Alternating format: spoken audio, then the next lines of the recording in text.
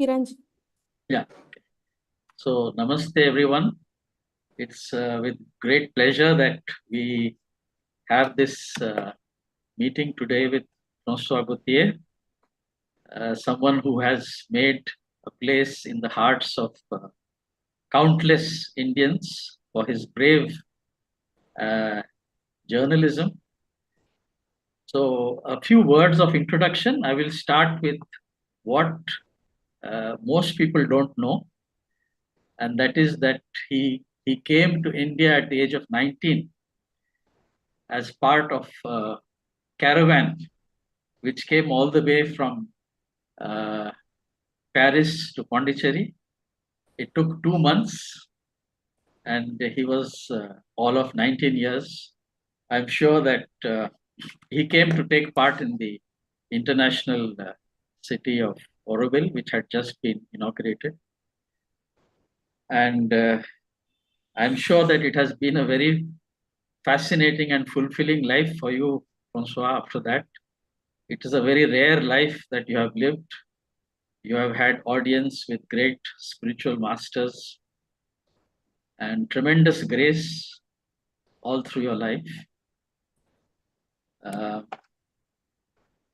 so, at present, Francois is the editor-in-chief of the Paris-based La Revue de l'Inde, which means the Review of India.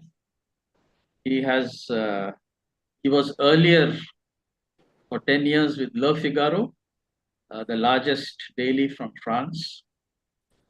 And in the course of his life as a journalist, he has interviewed 8 prime ministers.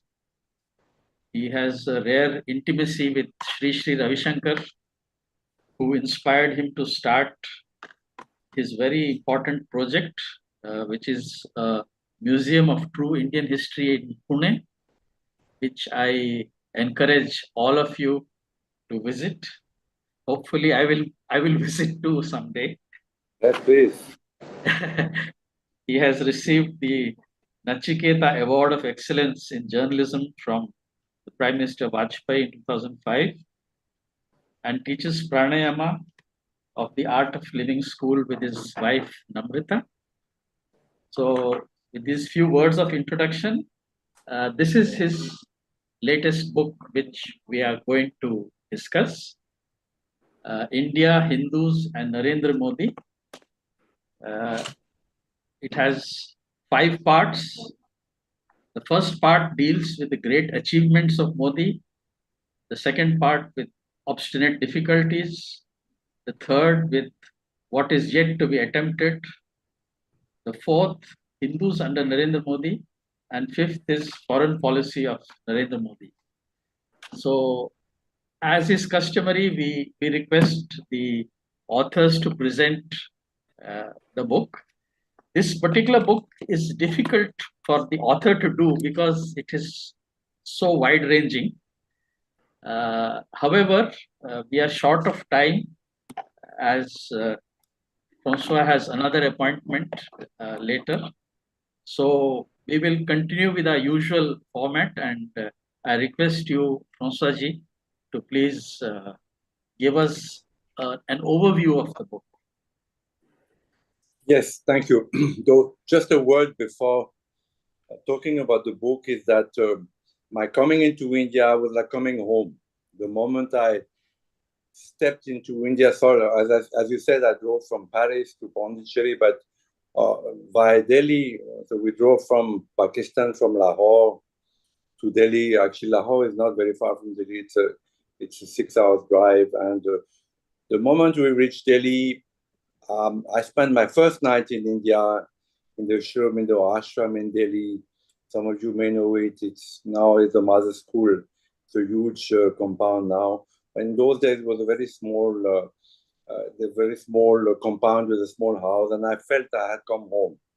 So since then, of course, my gratitude to India, to Bharat, has been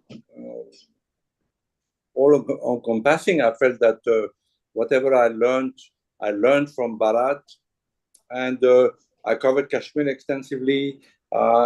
because I saw the ethnic cleansing of the Kashmiri Hindus. I started writing books. My first book was published by Sitaram Goel, who was like a guide to me with this. He had a publishing company called The Voice of India, and then I started doing an exhibition. My first exhibition was on the Kashmiri Hindus, the plight of the Kashmiri Pandits, which is open in Habitat Center in Delhi by L.K. Advani, who was a very close friend and whom I admire a lot, and Sushi Ravi Shankar. And then this exhibition on the Kashmiri Pandits, we took around India. And then I did a second exhibition on Aurangzeb, because, of course, Aurangzeb is very central to Indian history, very central to Kashmir. Even today, Aurangzeb, has been portrayed as a stern but benevolent ruler, which is actually very untrue. He was a very cruel man, not only to Hindus, but to his own family. He imprisoned his father, he imprisoned his brother, he slowly poisoned his father, Shah Jahan, and he, of course, beheaded his brother, Dara Shikoh. So I did an exhibition on Aurangzeb after my Kashmir exhibition, also inaugurated in Delhi by Dr. Karan Singh, Sushi Ravi Shankar, took it around India. And then in Madras, in Chennai, it was closed down by the then Chief Minister's son, Mr. Stalin, who is now the Chief Minister of Tamil Nadu. It was closed down, and this came in the newspaper, in the Hindu, Indian Express. And Mr. Narendra Modi, who was then Chief Minister of Gujarat, called me in Ahmedabad. He read about it in the paper. And this is how my association with Mr. Modi started. And I met him several times in Ahmedabad, and later when he became Prime Minister. So I have great admiration for Mr. Modi. I have defended him since Godhra. Today, I still find that Western journalists do not portray Godhra as it happened. They always cut off the burning, the burning in the Sabarmati Express of the 57 car evacs who had come back from Ayodhya. Innocent people burn like animals, so they only portray, they only talk about the anti-Muslim pogroms which happened after that, in which Mr. Modi had no part, because he didn't go down in the streets and kill Muslims. So I have defended Mr. Modi since then. And of course, when he became Prime Minister, I was extremely happy. And his first mandate was divine. I could say the word divine, it may be a little strong, but I felt that he was divinely inspired, that some of his action that he took in the beginning, like the Swachh Bharat movement, which is very important in India, the cleaning of India, the cleaning of the trash, the cleaning of the rivers, is absolutely essential if India has to become a superpower. And so many other actions were also wonderful. Second mandate started very well also.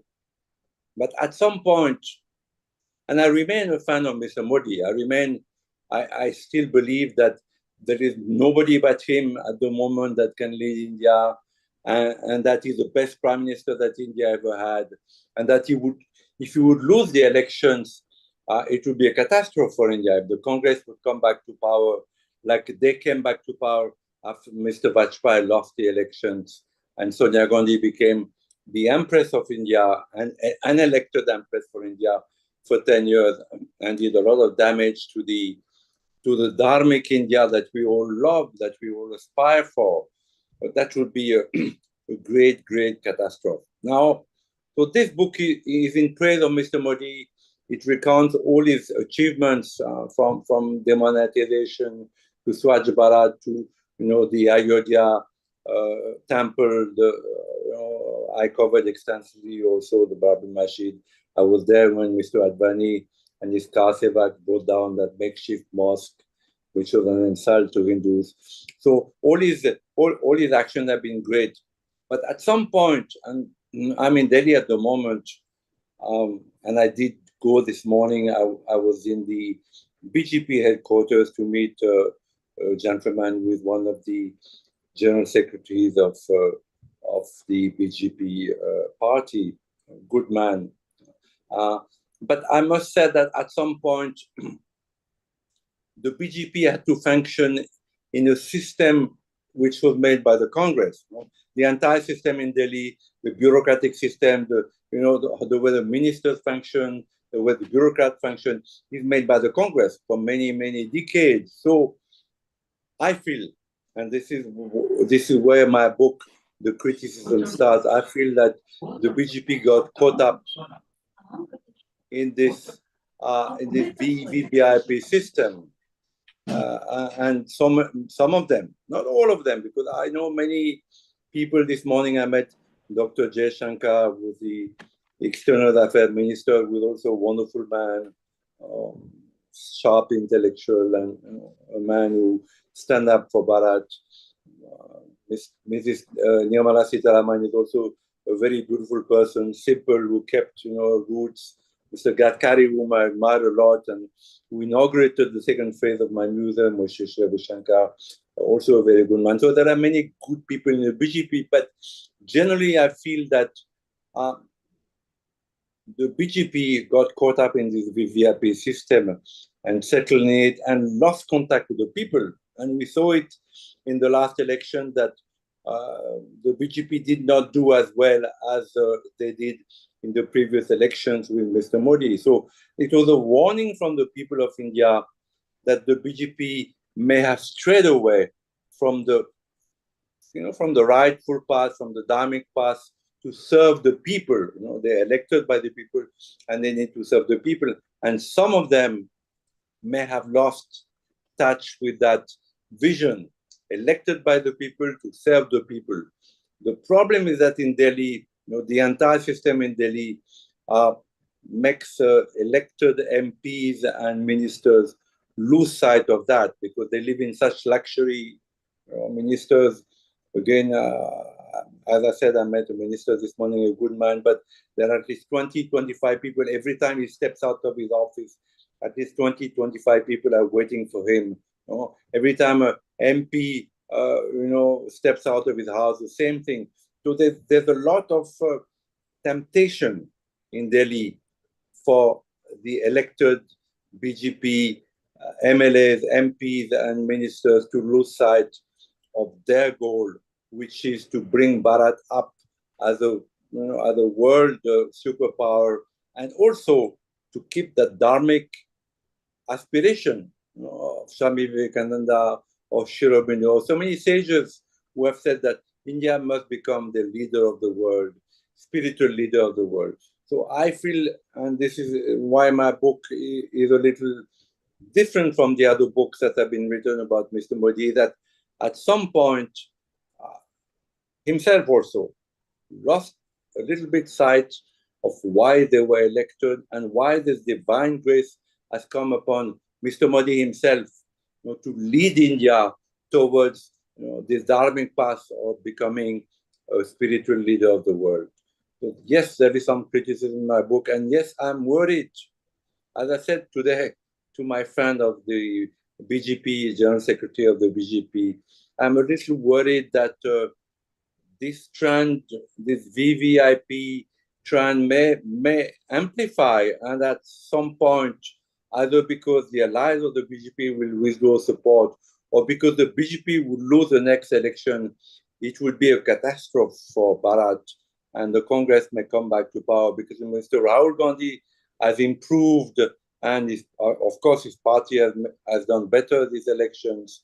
So it remains a danger that the Congress come back to power, and that this, as Sri Aurobindo said, this hour of God. Sri Aurobindo wrote a small book called The Hour of God, where he says that sometime the breath of the divine, the grace of the divine is upon an individual or a nation. And in this moment, a nation or an individual can make huge progress that normally takes centuries. But he adds, careful, woe to the nation that misuses that moment. Great misfortune might befall on that nation, on that individual. So Mr. Modi was given an hour of God. There is no doubt about it. There's no doubt that Mr. Modi was inspired himself in this election, in the campaigning, hinted that he had some maybe divine birth or divine inspiration, or that he was different from the other.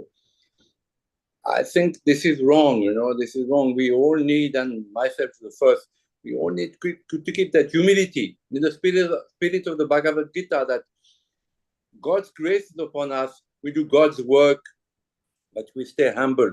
We leave the results to God, and we do not inflate our egos to such a degree that we lose sight of why we have been chosen by God. So this is in that book, and I hope that people who listen to that broadcast will read that book, because it's probably the only book that praises Mr. Modi to heaven, but says, careful, there's a trend that is happening now. There's a losing control and losing vision of the BJP in general, that might in the long run be very harmful to Bharat and very harmful to this hour of God. This is what I wanted to say. Thank you, Francois. Actually, your book has touched so many different areas, and it is quite well researched, really, So ideally, we would have touched upon each part of your book.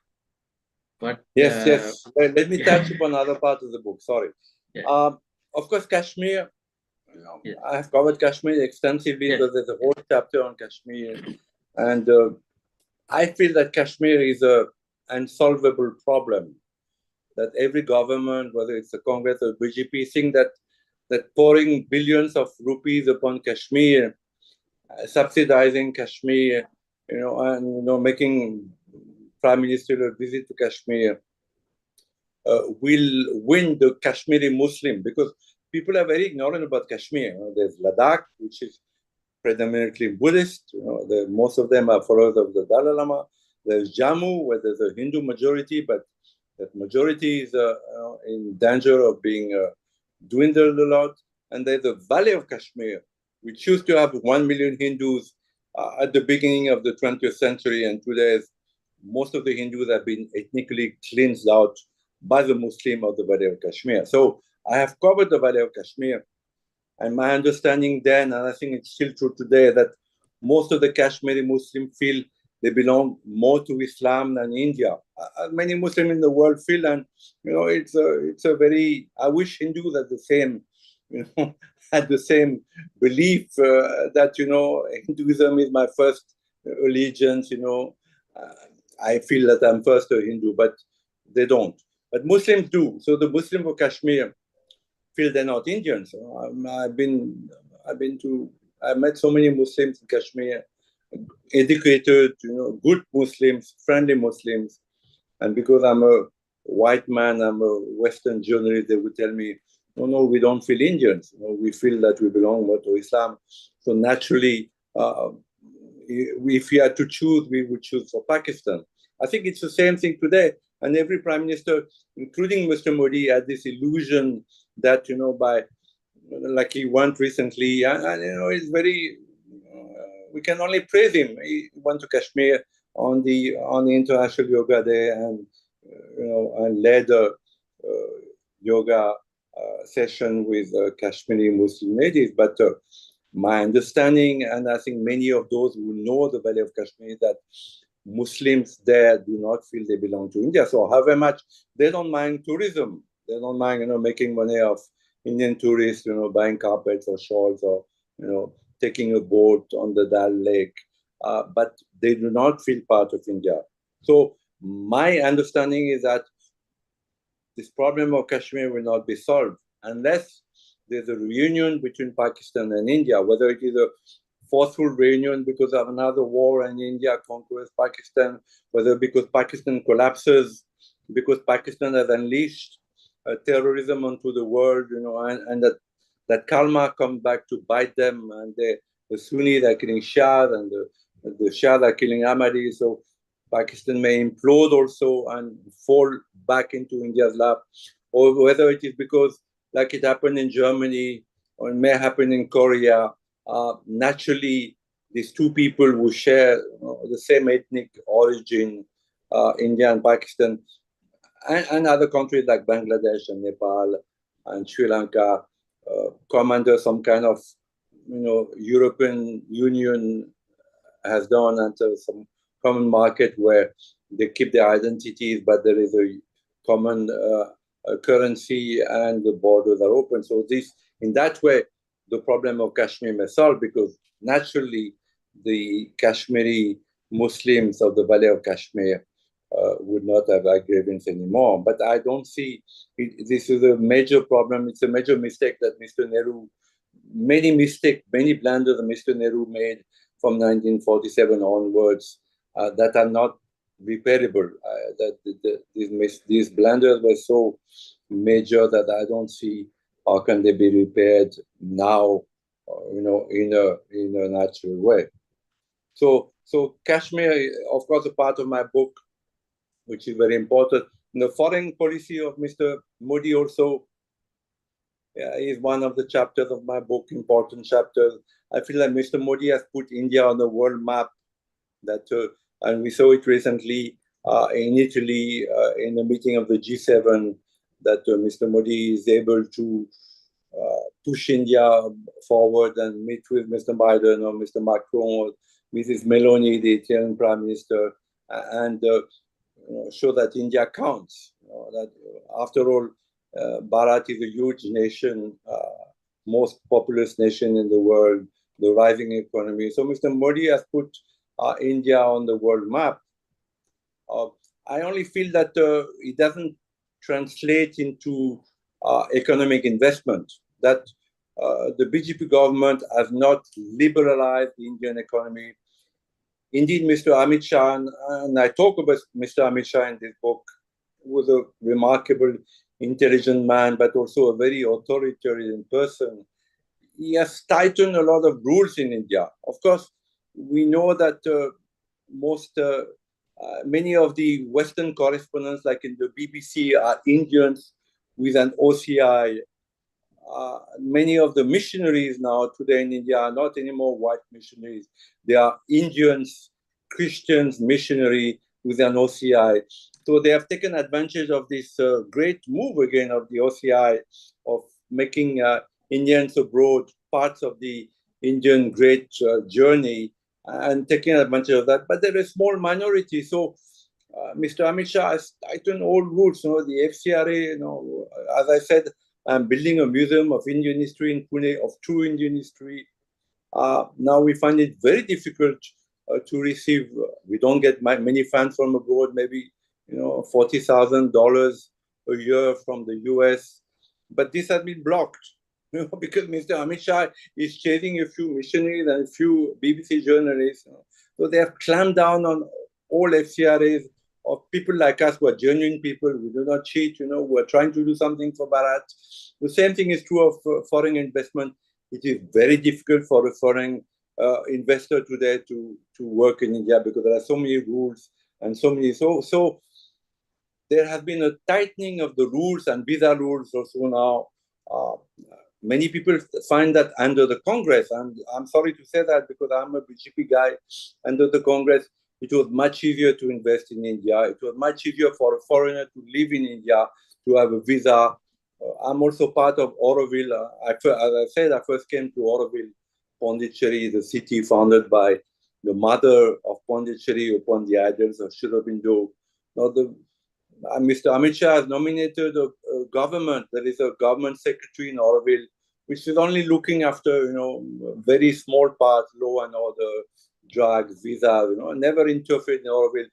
Mr. Amit Shah has nominated a government secretary called Dr. Jayanti Ravi, whom I know from before, whom I respected, who has kind of imposed a martial law on Auroville, cut the forest, built huge unnecessary roads, kicked out Westerners because they opposed her roads or cutting the forest. So this autocratic, beginning of a dictatorship in India is what worries me. And I talk about it in my book. It comes into the foreign policy, it comes into the economic chapter in my books. So this is what I was worried about. And I think this election, gave a break on that autocracy that was beginning to mostly engineered by Mr. Amit Shah, because Mr. Modi himself is above all this. I don't think he looks into the nitty gritty, but Amit Shah, who I said is a remarkably intelligent man, but also a very strong authoritarian person. As you know, there is a slight darkening, there's a slight danger of India becoming an autocracy. And many Western journalists have gone overboard, of course. I mean, the French journalists, as you know, two French journalists were rightfully kicked out of India because they have criticized in a very hateful and wrongful manner the BJP and Mr. Modi. But generally, in the West, there is a worrying about this autocracy that is setting up in India. So the BJP having done less well in the election than Mr. Modi had anticipated, there's 400 plus seats have not happened at all. I think has given a warning. I hope that the warning has been heard by Mr. Modi and Mr. Amit Shah that we need to go back to the people. We need to come back of that arrogance. I mean, I was part of a TV event, in Delhi just before the elections, done by TV 18, CNN, IBN, which is one of the major TVs now, and which pro Mr. Modi. So I was invited as a speaker, and Mr. Modi and Mr. Amit Shah were there. I wanted to talk to Mr. Amit Shah because he knows me, he knows what I have done, he knows I've been defending the BJP for 30 years.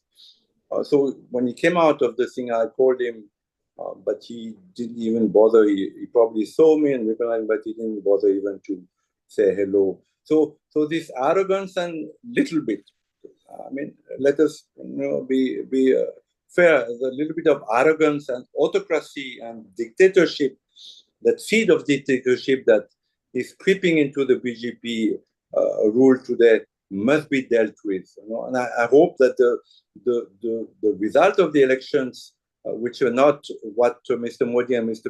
Amit Shah expected, gave the rightful warning and the rightful direction back into this dharmic aspiration of a spiritual India that becomes a superpower and that looks up to the people that elected them. I mean, after all, the BJP was elected by Hindus.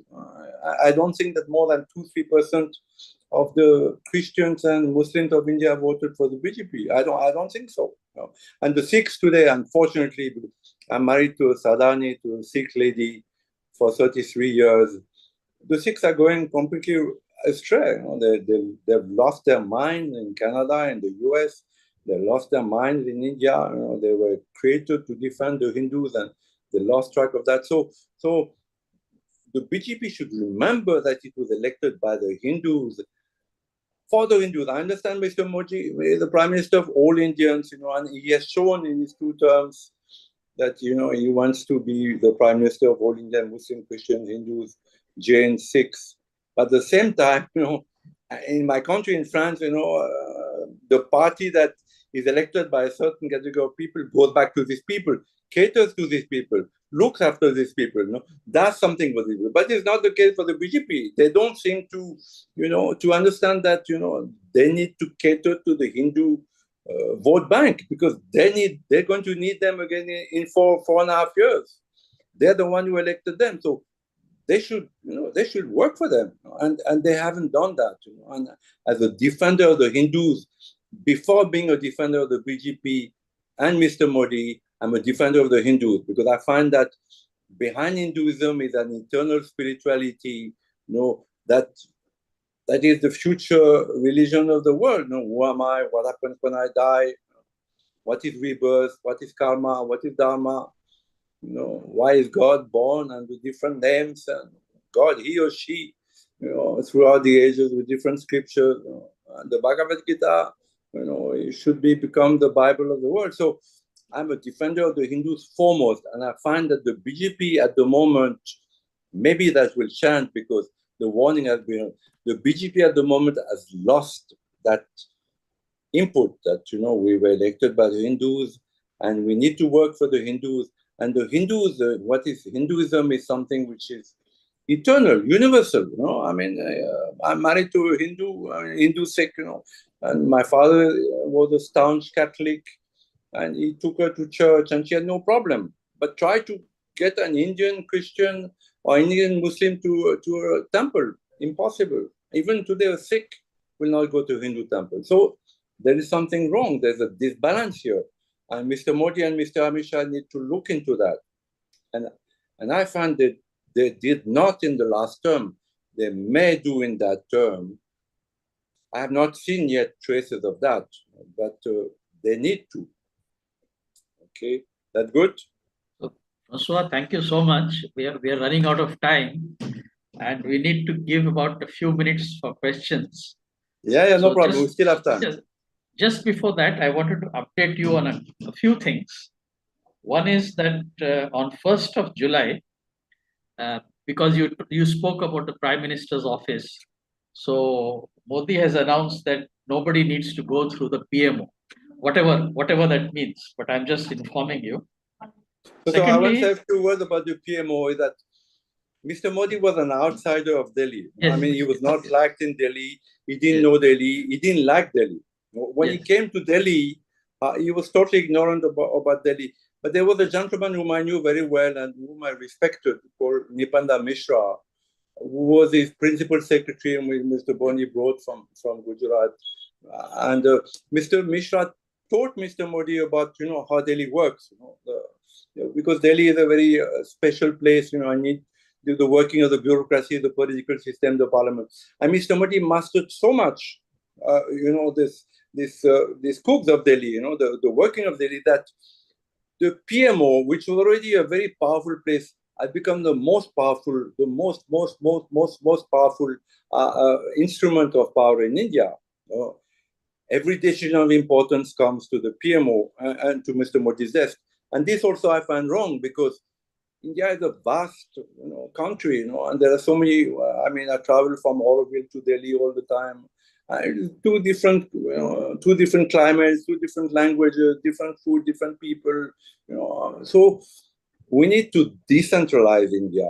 But actually, what happened under Ms. Modi is that everything became centralized in the PMO, and that again is something which I feel, both Mr. Modi and Mr. Amit Shah, maybe not because entirely of their fault, because the system is such that they did wrong, is that they centralized all the power in their hand in the PMO. And so, yeah, the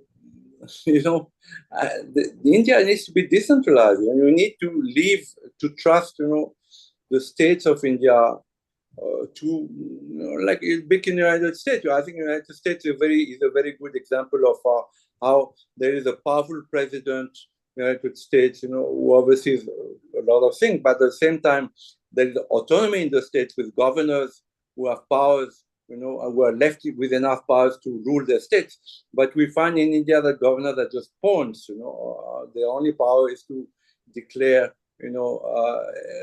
president's rule in the state. So the entire system needs to be changed. And I think Mr. Modi missed that chance to now. With the coalition government, he won't be able to do it. But the chance to rewrite the constitution of India, and get rid of this British Raj thing of a president who has, 200 cooks, and 2,000 peons and secretaries and this and that, and cost a lot of money to the state of India, but has no power. Vice president also, which have no power.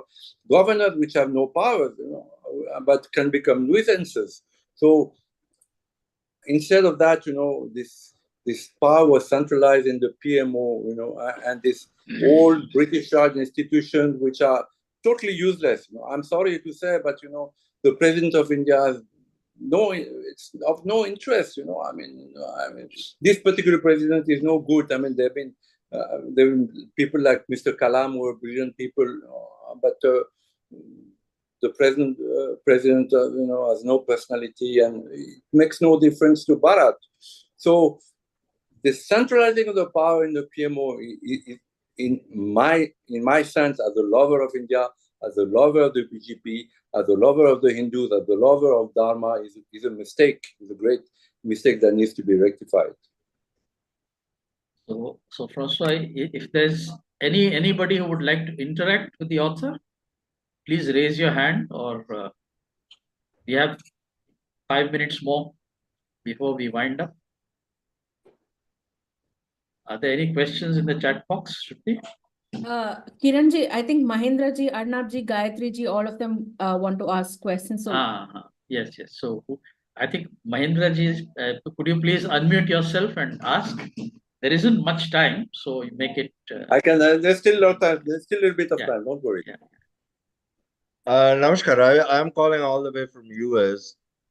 The way you were saying that Amit Shah has done some aristocratic and all, the country has to be done because we went almost down. How you feel by just banning the missionaries, restricting the FCRA, that he became aristocratic or anything? Just a quick view, sir. Thank you, sir. Yeah, sure. No, that's a good question. Of course, India needs a strong rule because I'm a defender of India, a defender of Hindus, but there's a lot of cheating in India. There's a lot of, tax evasion. There's a lot of black money still. There's a lot of corruption. So, it's a bit of contradiction because you need a strong rule at the same time. You should not burst into dictatorship. So, I mean, it's a very difficult dilemma. Definitely, and I see today, that there's a lot of cheating happening in India. The judiciary is not necessarily uncorrupt always. A case takes, my wife has a house in Delhi, and we've been trying to sell it, and it's so much corruption, and case after case. So yes, India needs a strong rule, and at the same time, a strong rule is dangerous because it can easily come, dictatorship. So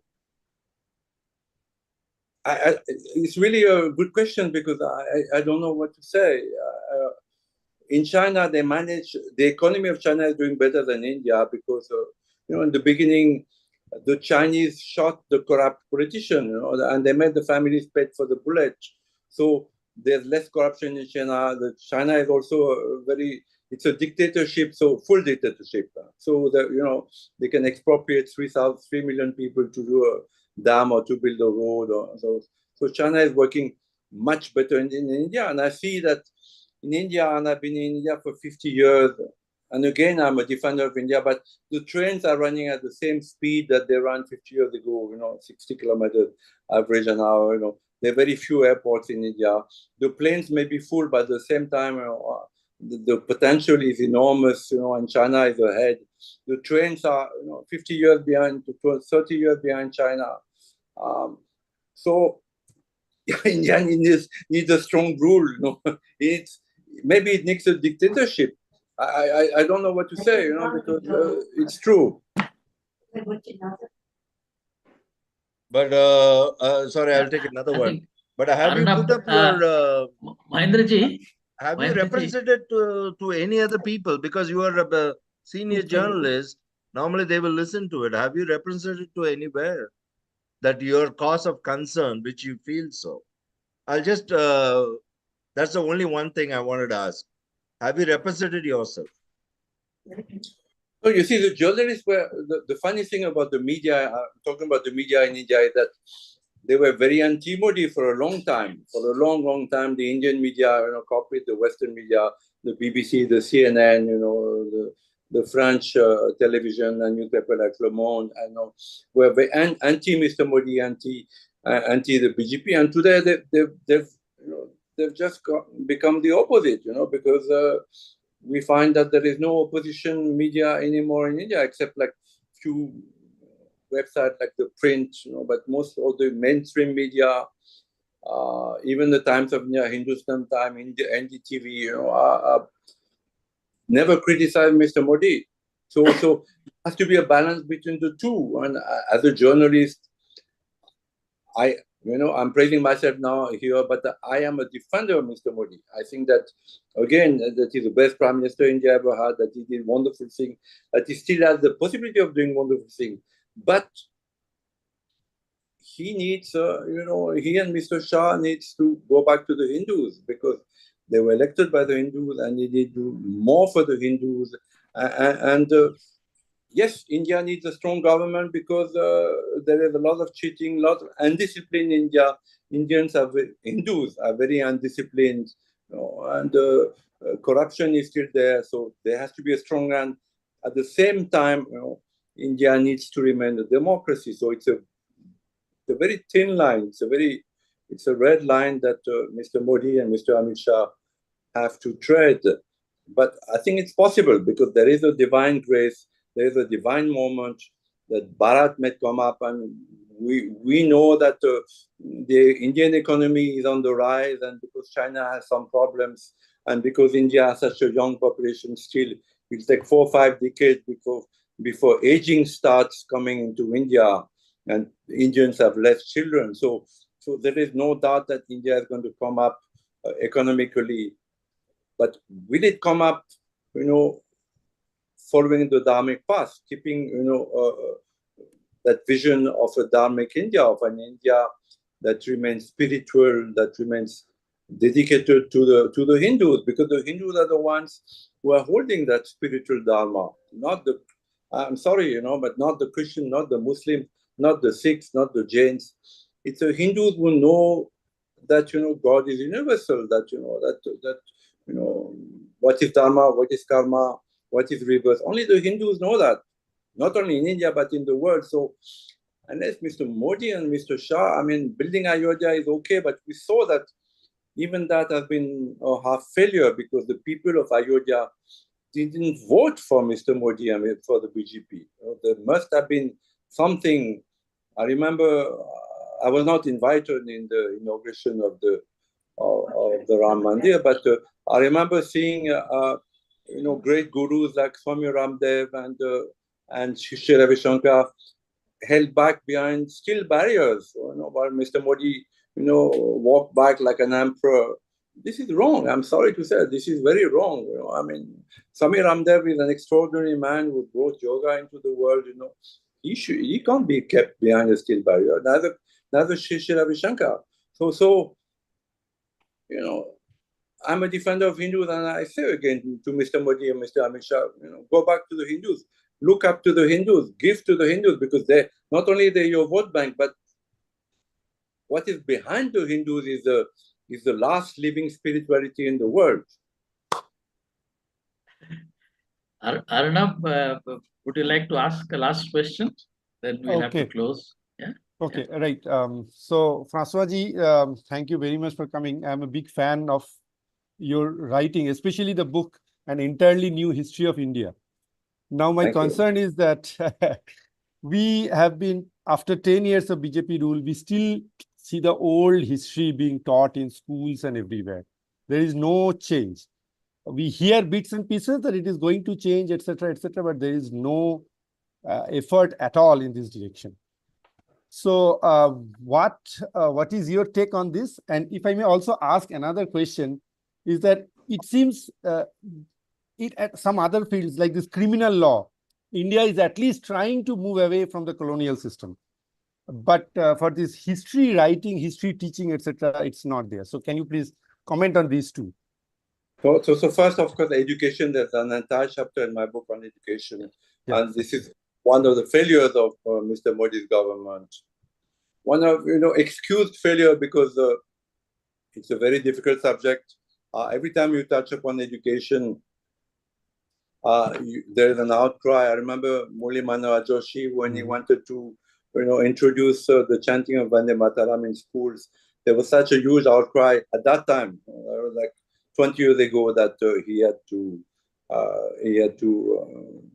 backtrack.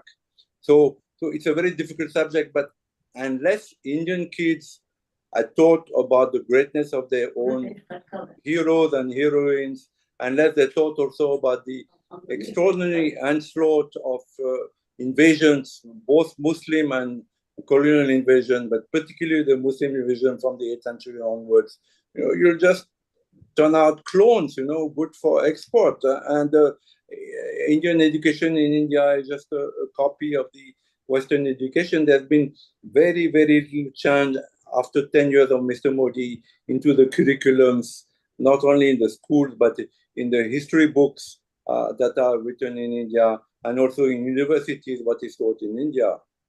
So yes, it is one of the failures of the Modi government, because unless you are very bold, and I met all the education ministers under Mr. Modi, from Smriti Irani to the present one, Mr. Dharmendra Pradhan.